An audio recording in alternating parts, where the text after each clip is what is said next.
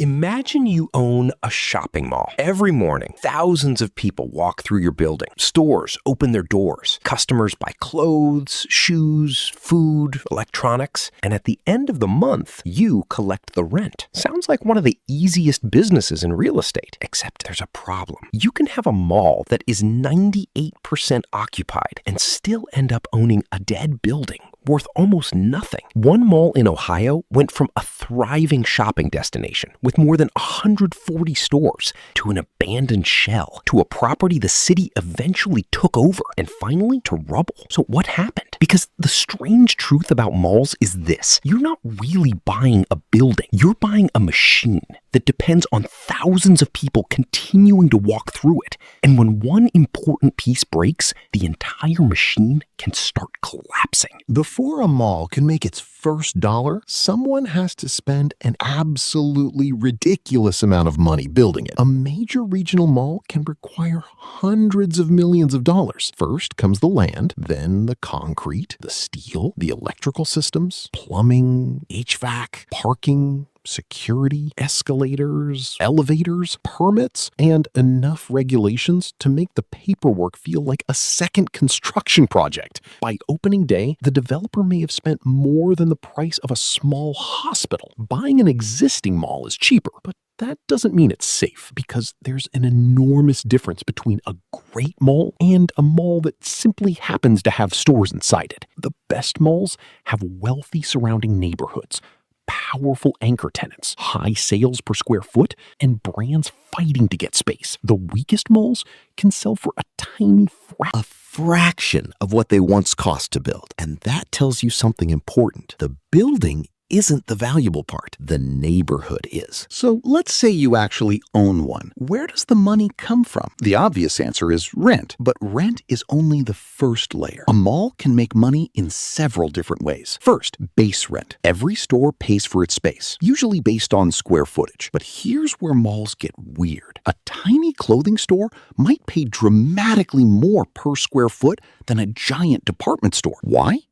Because the giant department store isn't really there to make the mall owner money through rent. It's there to bring people inside. Think about it. You walk into a mall because you want to visit the big store at the end. But to reach it, you walk past 20 smaller stores. You see advertisements. You smell food. You notice a shoe store, a jewelry store, a cosmetic shop. Maybe you stop. That giant anchor is effectively buying foot traffic for everyone else. And the smaller stores are paying a premium to stand in the path of that traffic. Then there's percentage rent. Some leases allow the mall owner to take a percentage of a store's sales after it crosses a certain threshold. So if the store sells more, the mall makes more. Then there's CAM, common area maintenance, cleaning, lighting, security, parking lots, escalators, landscaping. The tenants reimburse the owner for their share. And then you have the weird little money machines, kiosks, digital advertising, temporary stores, holiday markets, food events, parking fees in certain locations.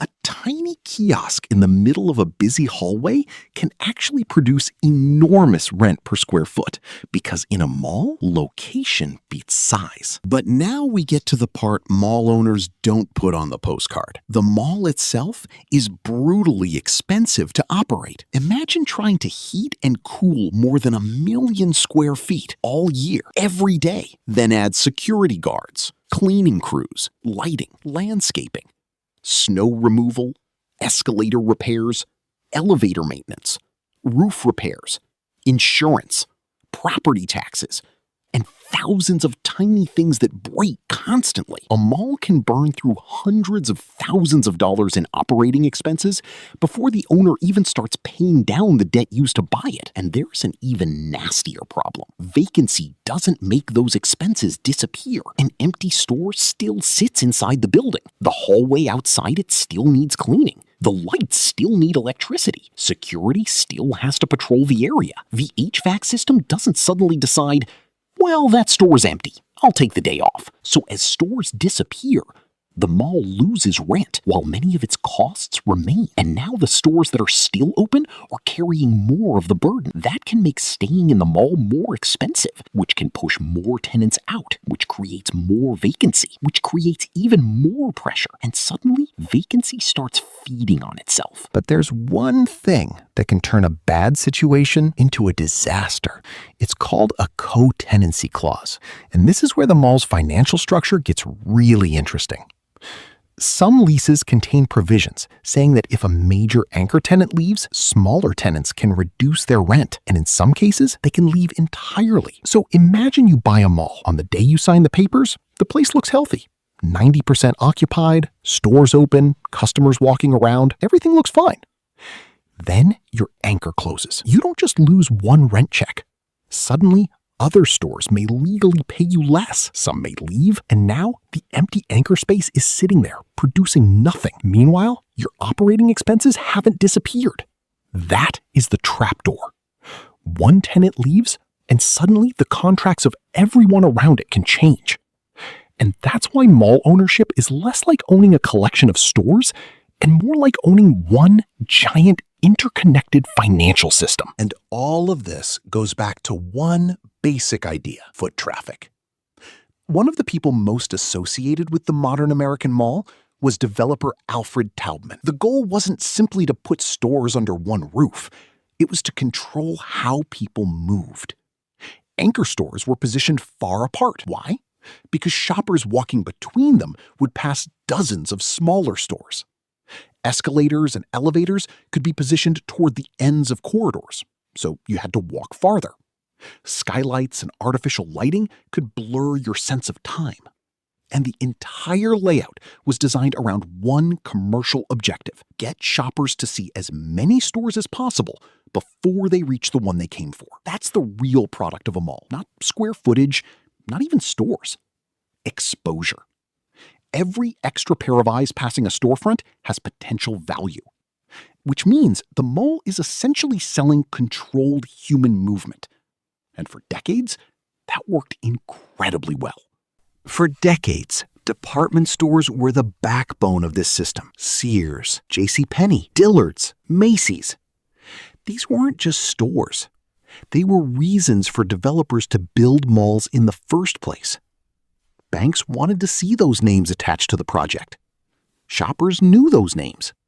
And smaller stores depended on the traffic they generated. But then something changed. Starting in the 2000s and accelerating after 2010, department stores began closing locations at a rapid pace. And when an anchor disappears, the problem isn't simply the empty space. It's the traffic. The customers who used to enter through that anchor may stop coming. The smaller stores lose exposure. Sales fall. Some tenants leave. Others negotiate lower rents, and the mall suddenly has less money with many of the same expenses. This is why the collapse of Sears mattered so much.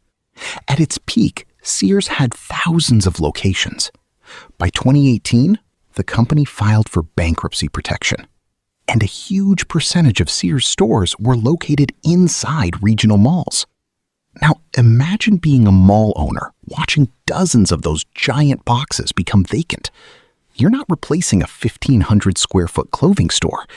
You're trying to figure out what to do with a building that can be over 100,000 square feet. And converting it can cost millions, sometimes tens of millions, and take years. So the anchor doesn't just leave a hole, it leaves a financial crater.